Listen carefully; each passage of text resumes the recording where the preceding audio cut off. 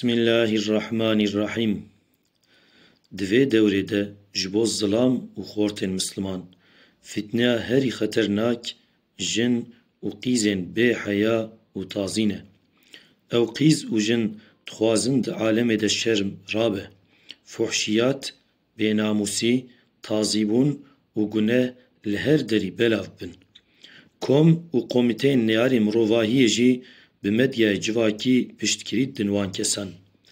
Em dikarin bibêjin ew komîte bi xwe keçên îslamê bi her awayî ji rê derdixin, tu qîmet ji wan re nahêlin û pêşeroja jin, keç, xort û zilaman reş dikin. Xwedê ji bo nesla mirovan dewam bike û jin û zilam pêdiviyên xwe yê şehwetê pêk bînin, hezkirin, eşq û muhebbet xistiye navbera jin û zilaman. Her du wek miqnatîs hevdikişînin.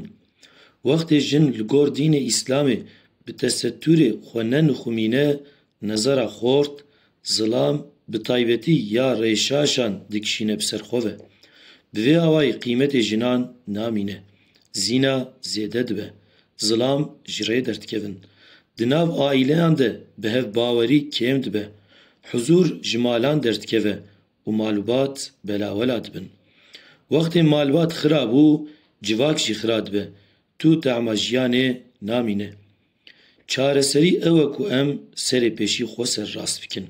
Bi jiyana xwe, ji bo zarokên xwe bibin mînak.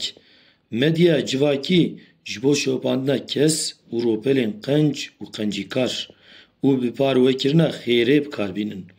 Li xort û keçên xwe miqate bin û bi terbiya îslamê perwerde bikin.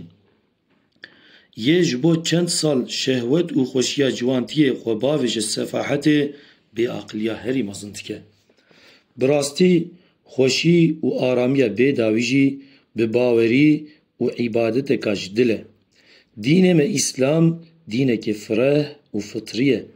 Zefên tişta helal kirine. Tiştên helal kirine têra kêf û xweşiya mirovan dike.